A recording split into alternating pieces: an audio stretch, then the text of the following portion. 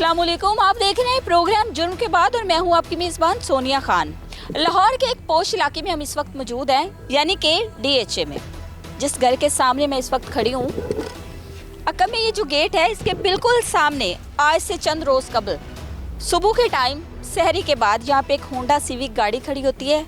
गाड़ी से 4 मुसल्लह अफराद बड़ी बेबाकी से उतरते हैं, घर के अंदर दाखिल होते हैं। लेफ्ट साइड पे गार्ड बैठा है, गार्ड को यरगमाल बनाते हैं। कुछ फैमिली मेंबर्स जो कि बाहर से सैरी करके आ रहे थे उनको यरगमाल बनाते हैं और इस घर में दाखिल हो जाते हैं।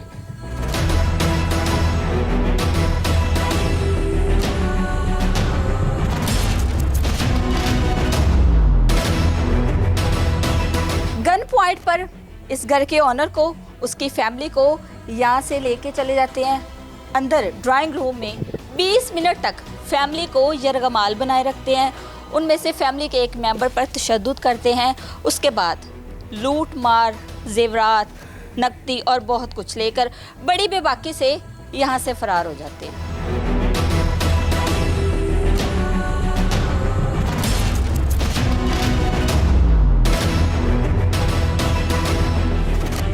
ये सारा क्या मामला था? इस केस के जो मुद्दई हैं आमिर सईद, इनसे बात करेंगे और तफसीलात जानेंगे। कोई दुश्मनी थी? क्या मामला थे? कौन थे ये लोग?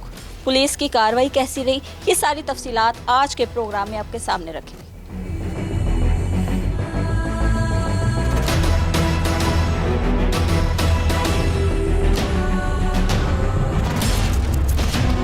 मलिक आमिर सईद साहब जो कि इस घर के ऑनर हैं, मुद्दई मुकदमा है, हमारे साथ मौजूद हैं। सारी तफसीलात जानेंगे। अस्सलाम वालेकुम। कैसे आप? ठीक है, अल्लाह का शुक्र, करम अल्लाह की ज़ात।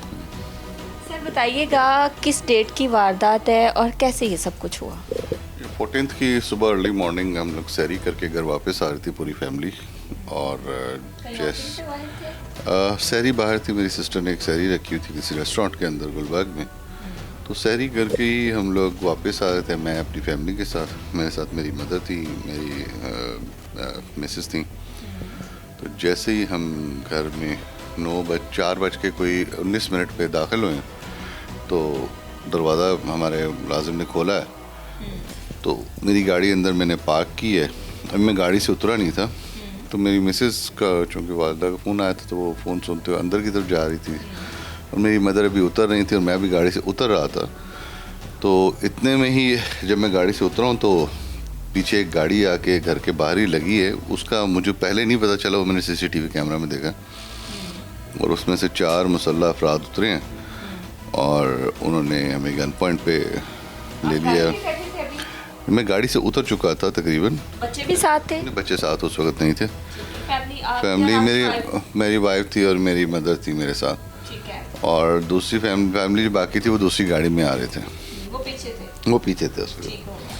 तो जैसे ही हम लोग, मैं पीछे मुड़ा हूँ तो उस वक्त तक मेरे यहाँ कान तक उसका वो क्लैशन का वो नाली आ चुकी हुई थी। और गाड़ी में बैठे थे या उतर चुके थे? गाड़ी से उतर चुका था। और मदर और वाइफ जो है वो भी उतर चुकी थी। वाइफ उतर गई थी। उनमें से एक बंदा भाग के दरवाजे मेरे मेन गेट से एंटर होकर मेरी मदर के पास चला गया और मेरी वाइफ के पास चला गया। उसको सर पे पिस्टल रख दिया 9mm का। एक मेरी मदर के साथ खड़ा हो गया और एक जो बंदा था उनमें से वो मेरी तरफ आ गया। तो मैंने, सारे लोगों के फेस कवर थे? 2 लोगों के बिल्कुल कवर नहीं थे। 2 लोगों के ने वो सर्जिकल मास्क होते हैं ब्लैक कलर के, वो पहने होते हैं। और उसके अंदर उस वक़्त कुछ इतना स्पीडी सब कुछ उन्होंने एक्शन किया कि कुछ समझ नहीं आया।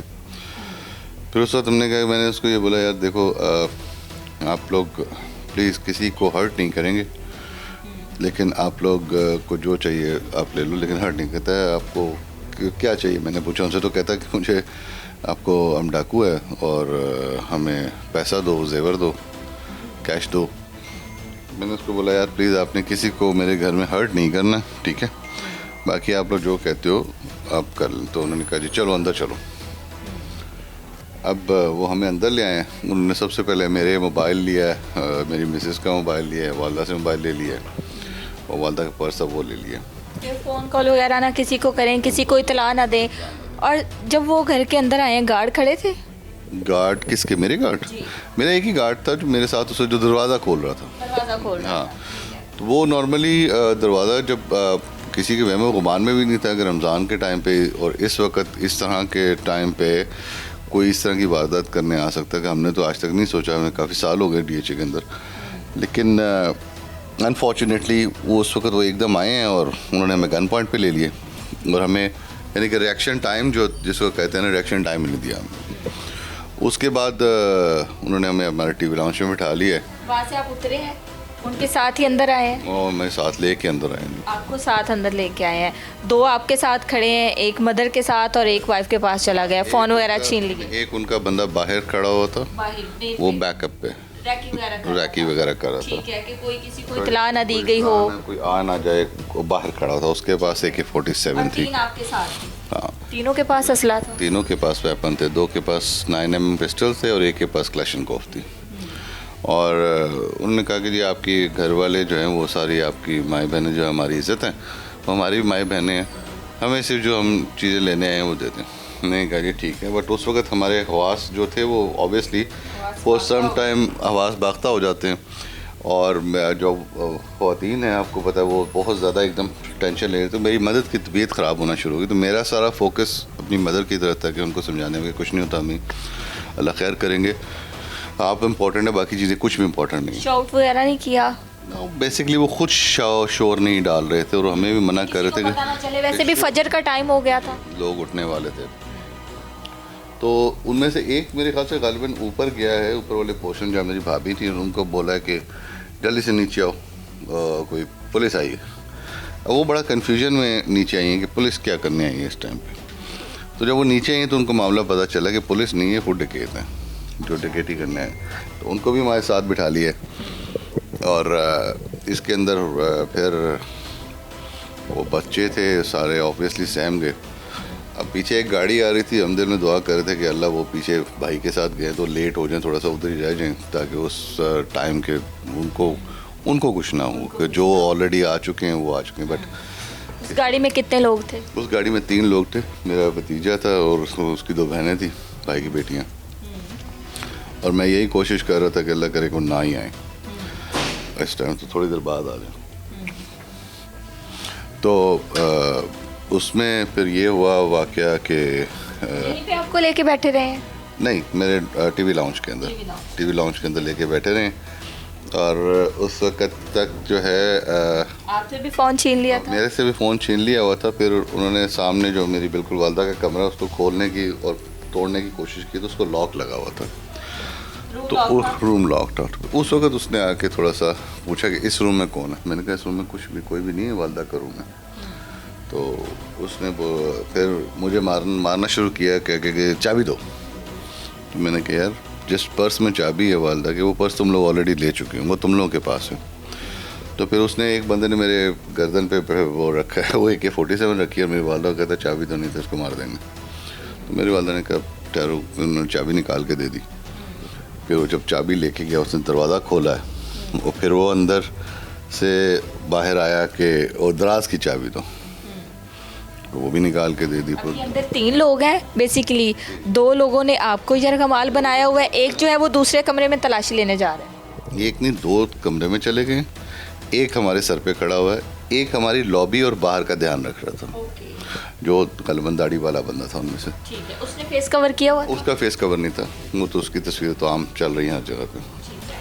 अच्छा 2 उसमें से बिल्कुल फेस कवर नहीं किया था, उनको फ़र्क ही नहीं पड़ रहा था। जैसे वो आया भी जब था तो उसके मुंह में सिगरेट था। उसने फेस कवर किया भी होता तो कोई देखता है, क्योंकि आपके घर का जो मेन डोर है, वॉल्स भी छोटी हैं और उसके अलावा जो मेन है गेट है वो बहुत अंदर को खड़ा है या बाहर को जा रहा है तो नज़र पड़ती है, तो वो मशकूक लगता ना कि फेस कवर करके इस टाइम कौन है। बिल्कुल ऐसे ही है। दूसरा ये है कि DHA के जो सिस्टम्स है ना वो बड़े अजीब से हैं बाज़ औक़ात, कि आप दीवारें कई जगह पे ऊंची नहीं कर सकते सर्टन हाइट से, जैसे कि बहुत सिक्योर जगह है। मैं इस वक्त समझता हूँ कि सबसे ज़्यादा जो मेरा कसूर है मैं समझता हूँ DHA की सिक्योरिटी फोर्सेस, कि DHA सिक्योरिटी है, बिकॉज के हम लोग से हर घर से DHA हर महीने सिक्योरिटी के नाम पे पैसे लेते हैं, ठीक है, और कोई सिक्योरिटी नहीं है यहाँ पे। कैसे पॉसिबल है कि एक गाड़ी एक रात के अंदर 4 मुख्तलिफ जगह पे वारदात डीएचए के अंदर कर, जो डीएचए को पता ही ना हो,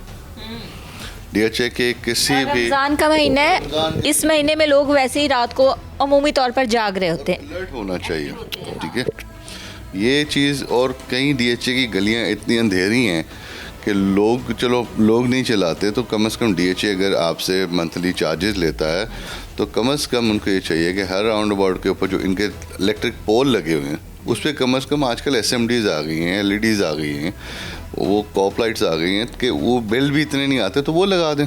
कम से कम आपके एरियाज़ रोशन रहने चाहिए ताकि खुदा न ख्वास्ता कोई इस तरह के मशकूक लोग हों तो उन पर नज़र आ सके। अभी तो सीसीटीवी कैमरास भी अगर नाइट विजन ना हो तो यहाँ पे तो किसी को कुछ भी पता ना चले। ये एक सबसे बड़ा अलमिया है, ये ख़ास तौर पे फेज़ 1 to 5 ज़्यादा समझे जाते हैं कि सिक्योर हैं, बट अनफॉर्चुनेटली चारों अटैम्प्ट जो डकैतियों की हुई हैं लास्ट नाइट वो फेज़ 1 to 5 के अंदर ही हुई और किसी को भी पता नहीं चला। बेबाकी से इतने बेखौफ होके वो लोग फिर रहे हैं, दंदनाते फिर रहे हैं। अच्छा, मोस्टली सोसाइटीज़ में एंटर होना है तो गाड़ियों की प्रॉपर जो है इन्वेस्टिगेशन की जाती है, गाड़ी का नंबर। और कुछ सोसाइटीज़ तो ऐसी हैं जिसमें अगर कहें ना कि हमने फ़लाँ के घर जाना है तो बाकायदा उनको कॉल की जाती है और पूछा जाता है कि आपके कोई गेस्ट आए हैं, इस तरह ये गाड़ी का नंबर है, इस तरह भी होता है। बिल्कुल ऐसे ही है। देखें, जब हम बहुत सालों पहले जब डीएचए में होते थे ना तो डीएचए के स्टिकर्स मिलते थे, जो रेजिडेंट्स होते थे गाड़ियों पे डीएचए के स्टिकर्स लगते थे, उनकी चेकिंग होती थी। बट आहिस्ता आहिस्ता जैसे जैसे डीएचए एक्सपैंड करता गया है इन्होंने वो सिस्टम ही ख़त्म कर दिया। अब मकसद सिर्फ कमाना है, यानी कि करोड़ों रुपए की यहाँ पे ज़मीन की वैल्यूज़ हैं, करोड़ों रुपए इन्वेस्टमेंट लोग ऊपर करके घर बनाते हैं और उसके बाद आप पर मंथ डीएचए को एक फ़ीस पे कर रहे हैं हर चीज़ की। आपने गार्बेज की देनी है, आपने हॉर्टिकल्चर की देनी है, आपने सिक्योरिटी की देनी है। कुछ 6-7 हज़ार रुपये हर बंदा पे कर रहा है डीएचए के अंदर। वो पैसे फिर किधर जाते हैं अगर सिक्योरिटी भी नहीं लगते? यानी कि ये क्या बराए नाम सिक्योरिटी के मोटरसाइकिलें दे दिए हैं और आप घूमना है बस आपने। और खुदा न ख्वास्ता मैंने तो आज तक कभी नहीं सुना कि डीएचए के किसी बंदे ने किसी डाकू को इंटरसेप्ट किया हो, मेरी सुनने में नहीं आया। लेकिन फिर ऐसी सिक्योरिटी का फ़ायदा क्या है?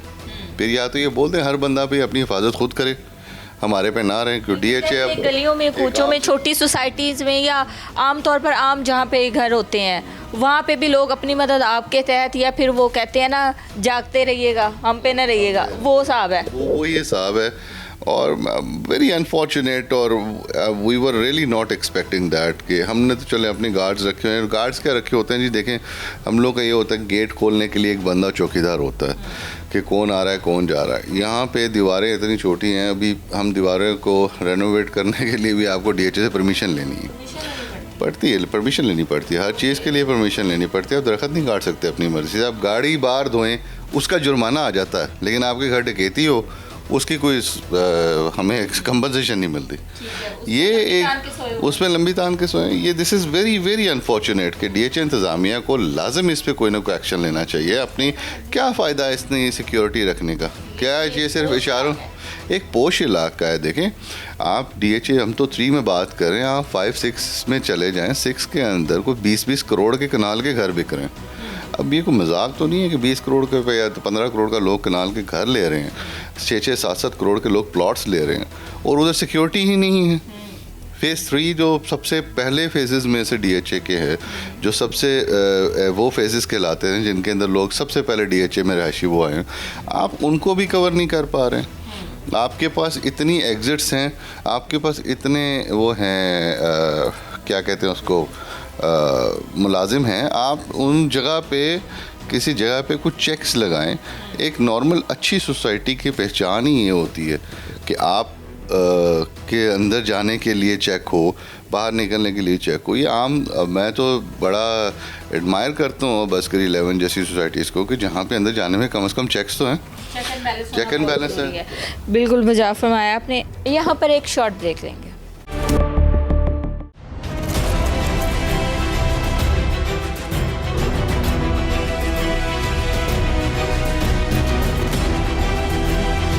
अच्छा सर, ये सारी कार्रवाई जो है, जो आपने बताया कि यहाँ तक वालदा के रूम में चोर जो है एक डिकेट चला गया है या 2 चले गए हैं, उसके बाद एक ने आपको जरगमाल बनाया हुआ है, इसके बाद क्या सब कुछ हुआ? उसके अंदर जब ये मुझे उन्होंने उसके बाद जब इन्होंने देखा है कि शायद मैं मुशरकत कर सकता तो फिर इन्होंने मुझे आपस में बात की कि इसको बांधो, ठीक है, इसके हाथ बांधो। कोई उस टाइम कितने फ्रीक थे जिन सबको यरगमाल बनाया हुआ था? उस टाइम पे मेरे कोई 1 2 3 4 मुलाजिम थे मेरे गार्ड समेत, और मैं था, मेरी वालदा थे, मेरी मिसेस थी और मेरी भाभी थी और एक मेरा छोटा भतीजा था।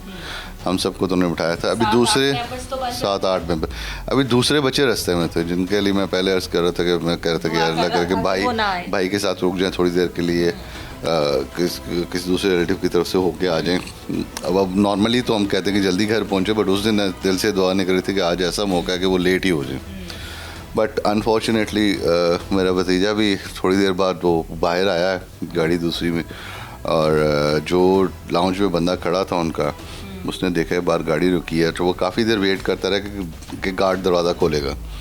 तो गार्ड ने दरवाज़ा नहीं खोला तो उसने खुद उतर के दरवाज़ा खोला। अब जैसे ही उसने दरवाज़ा खोला, वो जो अंदर वाला बंदा था भाग के गया, उसने उसको गन पॉइंट पे ले लिया।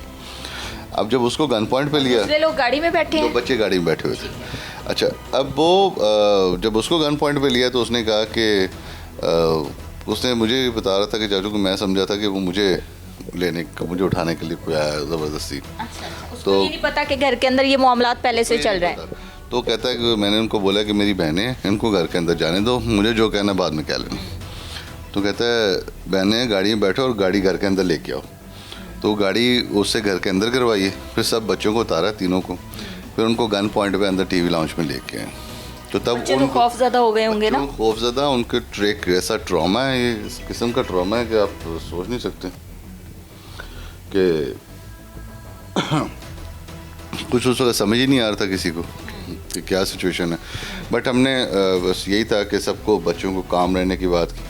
उन्होंने जब भी कोई बच्चा चीखता था तो वो मुझे मारते थे उनको डराने के लिए।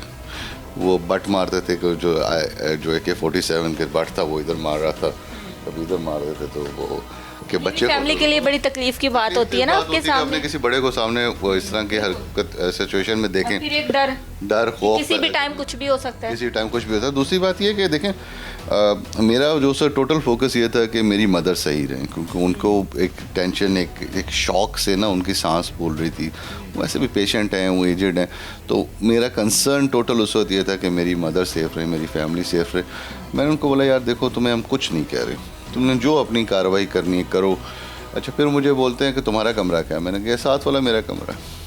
तो मेरे कमरे में गए हैं, फिर वापस आ गए। अच्छा, फिर मदर के कमरे में गए, उदराज खोला, उन्होंने नहीं देखा क्या चीज़ है क्या नहीं चीज़। उन्होंने एक लिफाफा पकड़ा एक बड़ा सा, उसके अंदर हर चीज़ जो है ना उससे वो डालते गए। अच्छा, फिर वो लिफाफा लेके बाहर गए हैं। बैग्स वगैरह अपने पास थे उनके पास बैग्स नहीं थे। उन्होंने मेरे ख्याल से वो जो शॉपिंग बैग्स होते हैं ना, जो आजकल ये मेट्रो वगैरह पे हर जगह पे मिलते हैं, कपड़े के बने हुए, तो ये बैग घर में ही पड़े होते हैं, उधर से बैग उठाएं और वो उसमें डालना शुरू कर दी चीज़ें। अच्छा, उन्होंने कुछ नहीं देखा वो क्या लेके जा रहे हैं। वो बाकी चीज़ों के साथ वो मेरे बच्चों के ID कार्ड्स और पासपोर्ट्स और मेरे डॉक्यूमेंट्स और काफ़ी सारे मेरे जो लीगल डॉक्यूमेंट्स हैं वो अभी हम चेक कर रहे हैं कौन कौन से हैं उसके अंदर जो हमारे मिसिंग है, वो भी साथ ले गए। उसके अलावा फिर वो वापस आए हैं। फिर वापस आने के बाद उन्होंने दूसरी अलमारी खोली है। वो उस अलमारी में अनफॉर्चुनेटली मैं कह सकता हूँ कि मेरी सिस्टर्स जो यहाँ रहती हैं और एक बाहर होती हैं, उनके तलाई ज़ेवरात पड़े होते जो कि अपनी मदर के पास रखवा के जाती हैं। जैसे बेटियों को होता है कि मेरी मदर के पास मैं शायद घुमा दूँ, मेरे से घूम जाएँ तो मेरी माँ मेरी चीज़ें संभाल लेंगी। तो उनकी जो सारी ज्वेलरी थी वो भी लेके आए। और वैसे भी ऐसी ज्वेलरी हम लोग घर में नहीं रखते थे।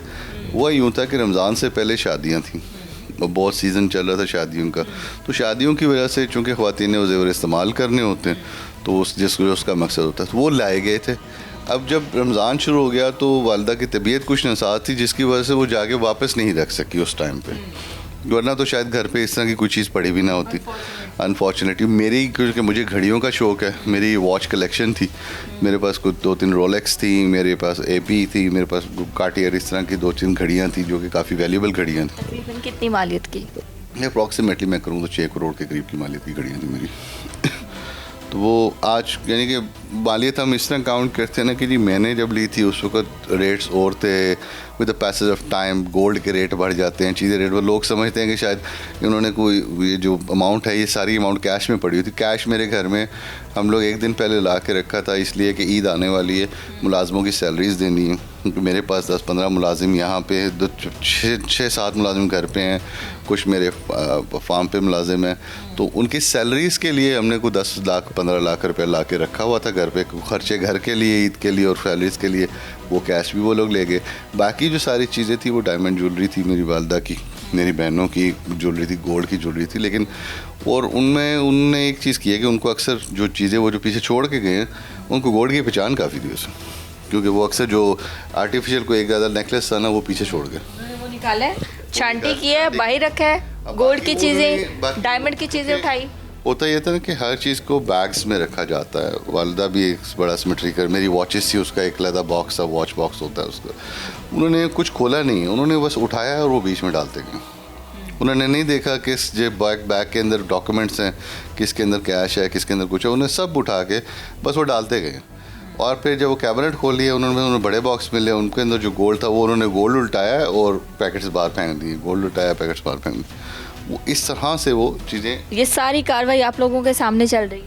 अब हम लोग तो टीवी लाउंज में थे, ये कार्रवाई कमरे में हो गई। आपकी वालदा के कमरे में और उसके बाद आपके रूम में, ऊपर भी गए हैं? मेरे भाभी के रूम में गए हैं, उनकी ज्वेलरी, उनकी चीज़ें, उनके पास कोई 400-500 करेंसी थी दुबई की, और प्लस लोकल करेंसी थी, प्लस उनके पास उनकी ज्वेलरी थी, क्योंकि उनका साथ जो छोटा बेटा था उसको 2 दिन थप्पड़ मार रहे थे। तो फिर वो करते क्या थे कि अपनी माँ के सामने बेटे के सर पे बंदूक रख दे, तो माँ होती है, ठीक है। अब इसी तरह ही माँ ने उसने कहा कि मेरे बेटे को ना मारो, तो फिर चीज़ें नहीं देखी जाती। चीज़ें नहीं देखी जाती। फिर उन्होंने जो था जाना पड़ा था, खुद ही खोल के उनको बताया कि ये पड़ा हुआ। फिर यानी कि भाभी बता रही हैं कि वो कहते कि बैग में क्या, तो भाभी ने बोला कि बैग में कपड़े खोल के देख लो। भाभी ऊपर नहीं थी, भाभी के ऊपर लेके गए थे, भाभी और बेटे को, भतीजे। हाँ, कि चीज़ें बताओ कहाँ पड़ी हैं। अच्छा, फिर वो उनके सामान लेके भी नीचे आए। फिर जब ये सारी कार्रवाई कर ली उन्होंने, तो वो एकदम पहले 2 बंदे बाहर निकले। ड्राइवर उनका जो दाढ़ी वाला था वो चूँकि सबसे पीछे खड़ा, सबसे पहले वो गया। फिर जो 2 दूसरे थे वो गए। जो चारों में से ही कोई ड्राइवर भी था? इन चारों में से ही कोई ड्राइवर था। मेरे जो पर्स, मैंने उस वक्त तो नहीं देखा, बाद में CCTV फुटेजेस में जो नज़र आया मैं उस हिसाब से बता रहा हूँ। गाड़ी इनकी कहाँ पे खड़ी थी? गाड़ी मेरे गेट के बिल्कुल बाहर खड़ी हुई थी, और इन्होंने लगाई ऐसे थी कि पता लगे कोई मेहमान घर पे मिलने आया। इसीलिए मेरे भतीजे को भी पता नहीं चला कि अगर घर के सामने खड़ी होती है, गाड़ी स्टार्ट होती है, तो वो बड़ा देख के आ सकता था। क्योंकि ये यहाँ पे नॉर्मल सिविक गाड़ी थी, नए मॉडल की, यानी कि लास्ट मॉडल की, 2023-24 की मॉडल की गाड़ी थी। तो उसमें फिर पता ही नहीं चला उनको। तो ये सिनेरियो जो था ना, बड़ा अजीब और गरीब सिनेरियो था।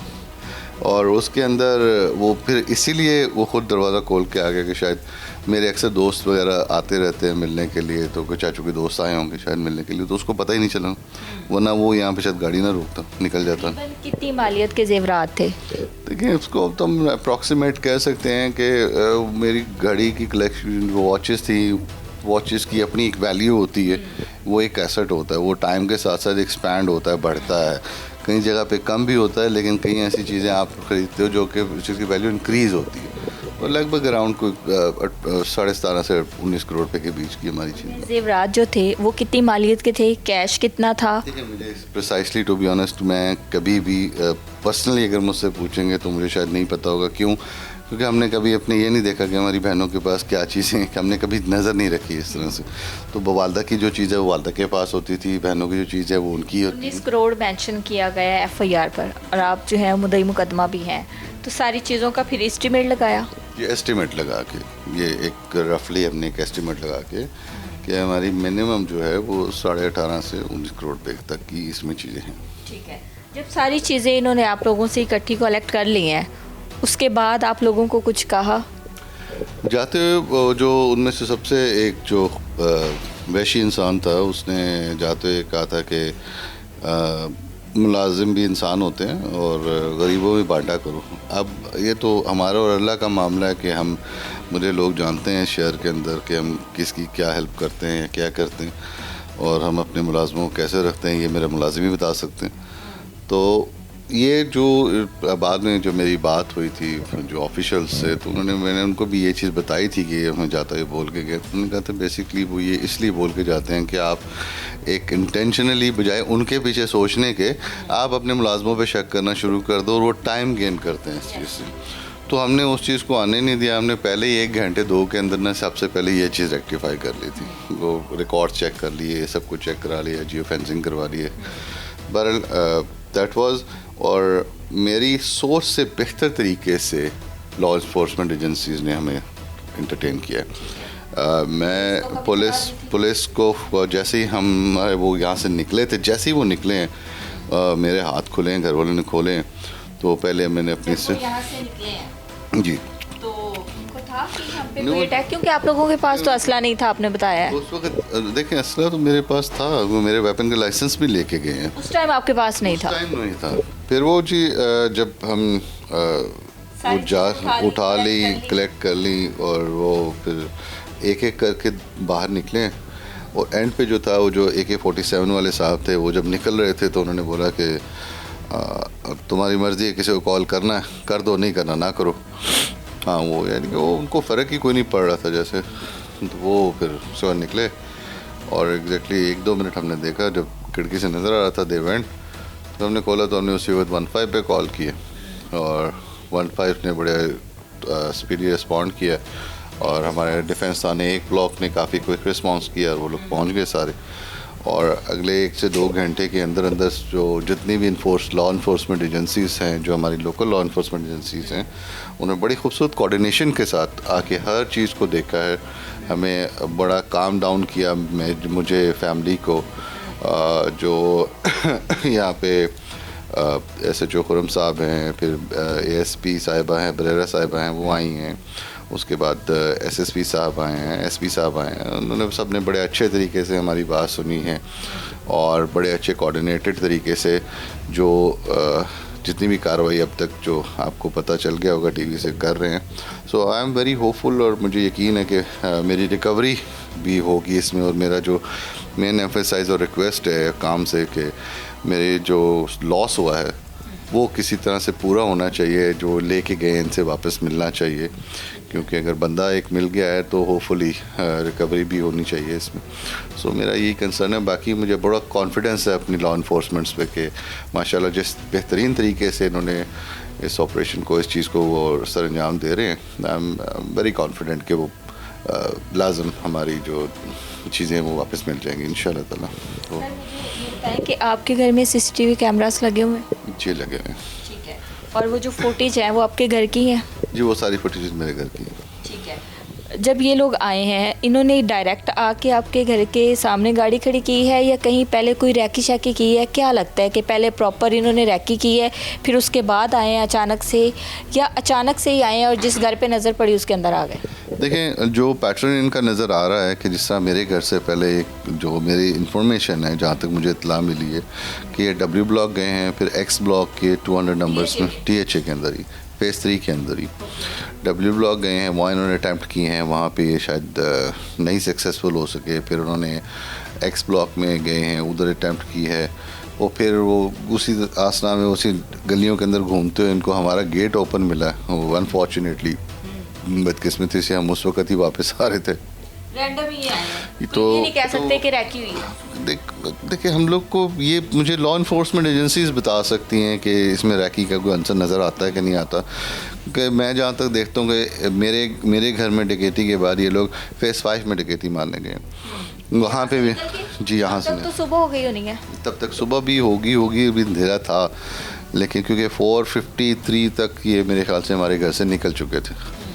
फिर ये कहीं 40 मिनट तक ये इधर रहे हैं? नहीं, 22 मिनट तक ये घर 22 मिनट तक? 22 मिनट के अंदर अंदर ये सारी कार्रवाई इन्होंने की है। और 22 मिनट काफ़ी भारी थे हमारे। और स्पेशली देखें फैमिली को यरगमाल बनाए रखा, तशद्दुद कर रहे थे, तो 22 मिनट जो है वो ऐसे जान सूली पे लटकी हुई थी। ऐसे ये जी, बाकी मैं समझता हूँ कि अल्लाह का सबसे बड़ा एहसान जो हमारी ज़ात पे ये है कि अल्लाह की ज़ात का इतना शुक्रगुजार हूँ मैं कि किसी भी फैमिली मेम्बर को कोई नुकसान नहीं हुआ। अब चीज़ें सब आ जाती हैं ज़िंदगी के अंदर, जाने वापस नहीं आती। तो अल्लाह का शुक्र है कि अल्लाह का करम था कि कोई ऐसी सिचुएशन नहीं क्रिएट हुई कि जिसमें कोई उनको कोई इस तरह का एक्शन लेना पड़ता कि जिसमें वो अपने फायर आर्म्स को यूज़ करते। बाकी वो जब इनके टैक्टिक्स होते हैं जो प्रेशराइज़ करने के लिए दूसरे लोगों को किसी एक को पकड़ लेते हैं मिसाल बनाने के लिए, तो गलती से मैं ही बन गया तो बस ऐसे ही। बताया कि पहले ये लोग जो है जब एफआईआर करवाई है आपने तो नाम लोगों के नाम करवाई है?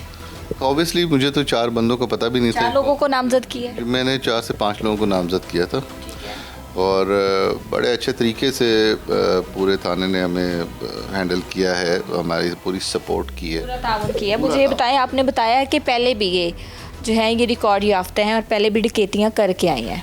ये इन्फॉर्मेशन भी देखिए मुझे लॉ इन्फोर्समेंट से ही जो मिली थी कि जी ये लोग पहले भी इस तरह के थे और काफ़ी अरसे से ये लोग इनके एक ही रात में इन्होंने कितनी डकैतियाँ की? जहाँ तक मेरी इन्फॉर्मेशन है कि इन्होंने 2 अटैम्प्ट किए थे और 2-3 इनकी जो थी वो सक्सेसफुल अटैम्प्ट्स थी। तो वो इस तो तकरीबन कोई 4-5 यहाँ की थी डीएचए की इस आई थिंक 5 के अंदर बी ब्लॉक, जी उसी रात के अंदर। बट कई लोग सामने नहीं आते हैं तो कई लोग सामने आ जाते हैं। मैं भी शायद हम लोग भी सामने ना आते अगर ये अमाउंट मुझे तो खुद समझ नहीं आई कि मेरी एफआईआर जो थी मेरे से पहले मुझे पहुंचने से पहले चैनल्स को पहुंच गई थी। बहरहाल ये है कि हमें बताना चाहिए कि अगर हमारी लॉ इन्फोर्समेंट एजेंसीज अच्छा काम कर रही हैं तो उनको अप्रिशिएट करना चाहिए जो कि वो कर रही हैं। हर चीज़ में हर जगह पे पुलिस गलत नहीं होती, पुलिस बड़ी ज़िम्मेदारी से काम कर रही है और बहुत अच्छे तरीके से काम कर रही है। मुझे थोड़ा सा खफा हूँ मैं डीएचए की इंतज़ामिया से, क्योंकि ये हाउसिंग सोसाइटी जो है ये एक बहुत बड़ा नाम है पाकिस्तान के अंदर, बहुत बड़ा नाम है और it is defence housing authority और हम इनसे बहुत कुछ एक्सपेक्ट करते हैं कि ये कम से कम अपने इलाके में रहने वालों की जान और माल की हिफाजत के अंदर बेहतरीन इक़दाम करेंगे। अब गलियों के अंदर अंधेरे हैं, सुनसान गलियां पड़ी हुई हैं और तो फिर इस तरह की सिचुएशन में कुछ भी हो सकता है। इस तरह के को आम डकैत चोर किसी भी जगह पे घुस के सरेआम करते रहेंगे तो अगर ये लोग कैफरे किरदार तक इस तरह के लोग नहीं पहुंचेंगे तो ये तो उनको मज़ीद एक हौसला मिलेगा दोबारा इस तरह की हरकतें करने का। पुलिस की कार्रवाई कहाँ तक पहुंची? अब तक कितने मुल्जिमान को अरेस्ट किया गया, क्या पता चल सका? और रिकवरी के बारे में बताएं, रिकवरी हो सकी या नहीं और अगर हुई तो कितनी हुई? देखिए जी अभी तक रिकवरी तो मेरी कोई भी नहीं हुई है और मेरी कोशिश यही है और दुआ भी है और इल्तिजा भी है कि प्लीज़ मेरा जो मेन कंसर्न है वो रिकवरी है और ताकि जो हमारा जो नुकसान हुआ है वो पूरा हो सके और बाकी डेफिनेटली इस तरह के लोगों को एलिमेंट्स को कैफरे किरदार तक पहुंचना चाहिए।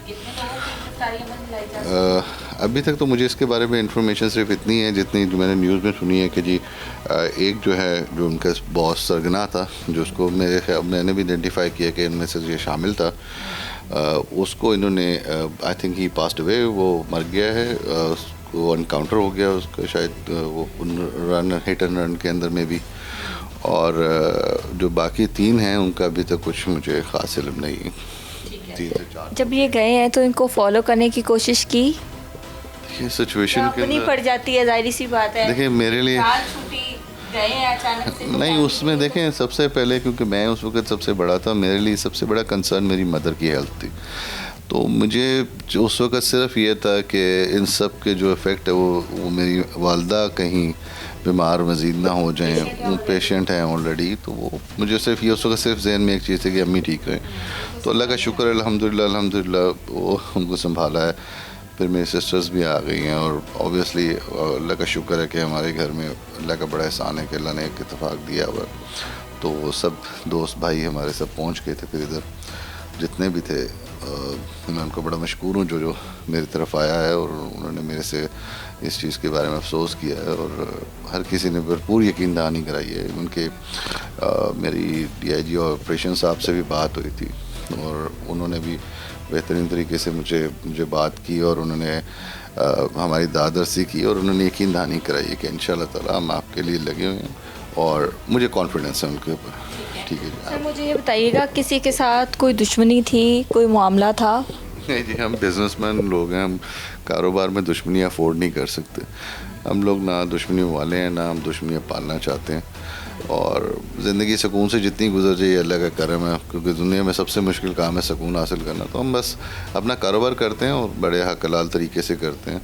मैं ख़ुद दुबई पैदा हुआ हूँ, मैं फ़ॉरेन रिटर्न हूँ, और ये जो चीज़ें अपने पाकिस्तान में हमारे पास हैं ये हम वहीं से लेके आए हैं और अल्हम्दुलिल्लाह प्रॉपर तरीके से लेके आए हैं। यहाँ पर एक शॉर्ट ब्रेक।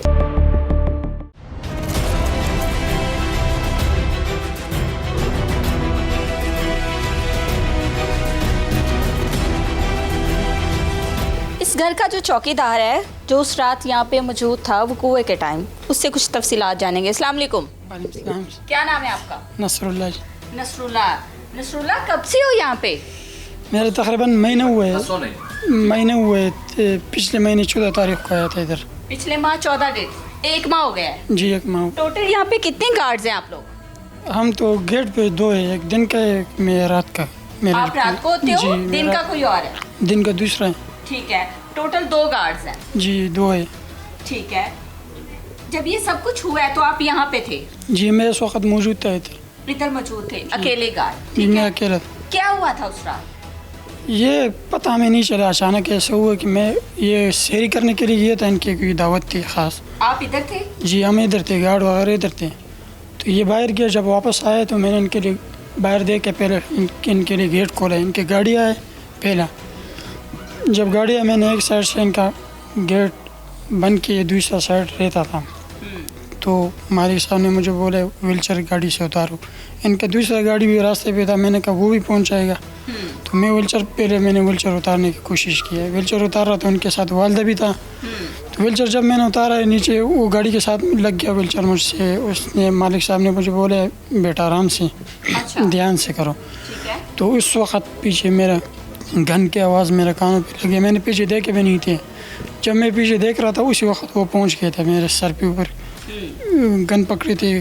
फिर मेरे तलाशी लिए, फिर आमिर साहब के। आपके पास भी गन थी? उस वक्त मौजूदगी पे मेरे पास नहीं थे। उन्होंने पूछा था आपके जो असला रखे हो कहाँ है। मैंने कहा किन्होंने पूछा? जो वो आया था जो आए थे, उन्होंने पूछा असला कहाँ है? हाँ मैंने कहा मुझे पता नहीं, मैं अभी 1 माह हुआ है मेरा। अच्छा। फिर उन्होंने बोला कि आपके पास और गार्ड है कोई है इधर? मैंने कहा नहीं है। उस वक्त 3-4 बंदे हमारे ऊपर कमरे में थे ना, उनको पता भी नहीं था। वो उस वक्त 2 मिनट पहले गए थे ऊपर कमरे पे।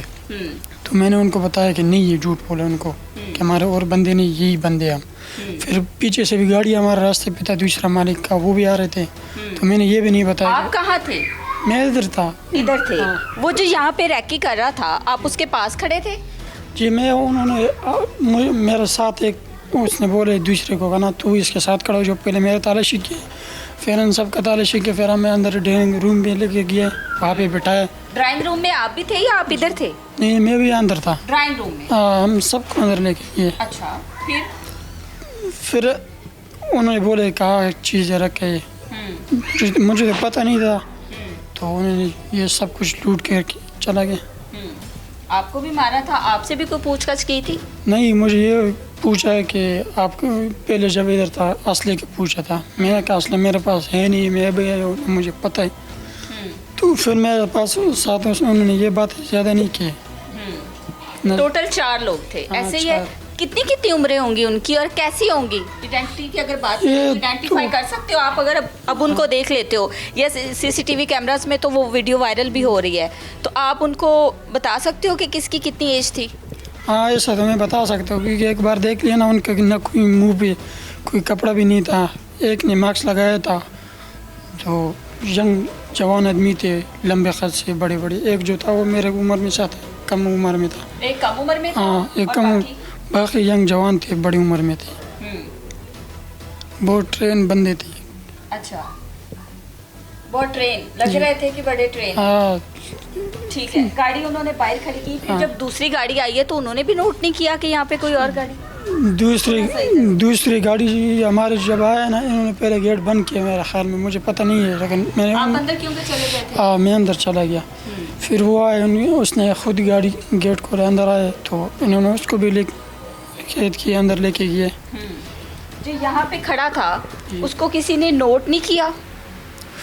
उसने तो मैं नोट किया, वो बड़ा दाढ़ी, उसका दाढ़ी भी था। अच्छा, अच्छा, अंदर भी किया उसका था। फेस कवर नहीं था। फेस कवर नहीं था। हाँ। उसने पहले इन सबको अंदर इशारे, आंखों के साथ इशारे दे रहे थे, मैं उनको नोट कर रहा था। वो डायरेक्शन दे रहा था हाँ, सबको, आंखों के साथ। लग रहा था कि हाँ। वो उनका सरगना था। हाँ, अच्छा।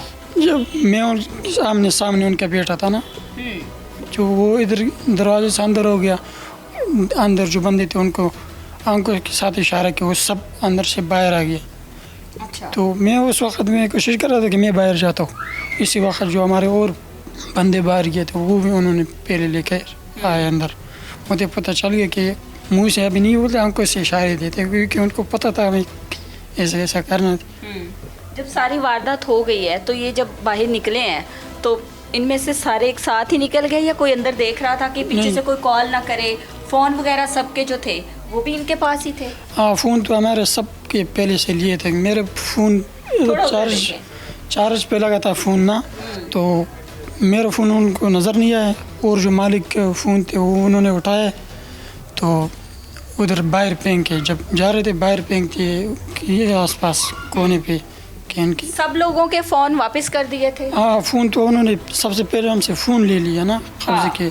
जब जा रहे थे उस वक्त ये घर के आसपास फ़ोन अंदर ही छोड़, कटे को नहीं छोड़े, अलग एक उधर एक इधर, इस तरह।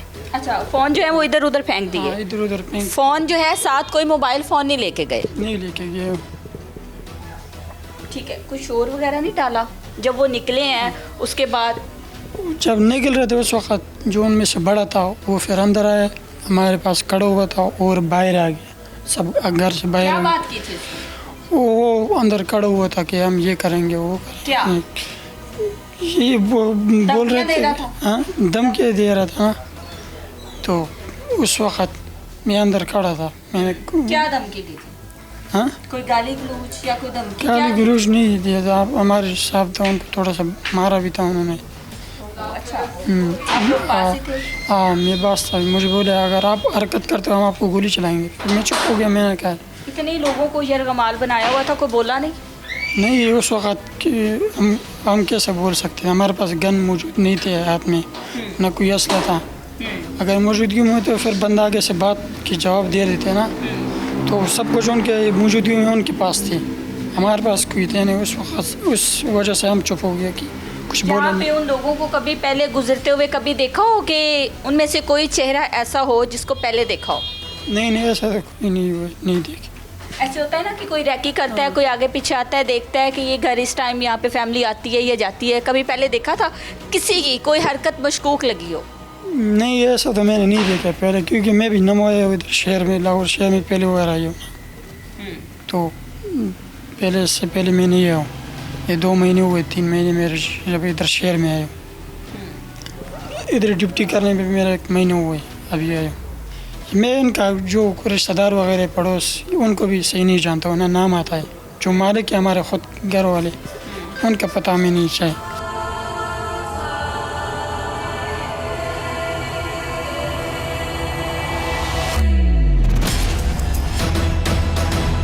आमिर सईद हमारे साथ मौजूद थे, जो कि इस घर के ऑनर हैं, मुद्दई मुकदमा हैं। वो गार्ड जो कि उस रात यहाँ पे मौके पर मौजूद था, इसको भी यरगमाल बनाया गया, इसकी भी तलाशी ली गई और फैमिली के साथ इसको भी अंदर यरगमाल बनाया गया। सारी तफसीलात आमिर साहब से भी आपने जानी, उसके अलावा गार्ड से भी आपने सारी तफसीलात जानी। अगर हम बात करें पुलिस की कार्रवाई की तो पुलिस ने जो है वो बड़ा क्विक रिस्पॉन्स दिया। फैमिली को जो है वो यकीन दहानी करवाई है कि मुलजिमान को कैफरे किरदार तक पहुंचाया जाएगा। फैमिली का भी यही मौक़िफ़ है कि पुलिस का जो ताउन है हमारे साथ वो ठीक है। अब देखते हैं जी, 19 करोड़ की ये डकैती हुई है, 2026 की कह लें कि सबसे डकैती की जो बड़ी वारदात हुई है उसमें कितनी रिकवरी हो सकती है। इजाज़त चाहेंगे, अल्लाह हाफिज़।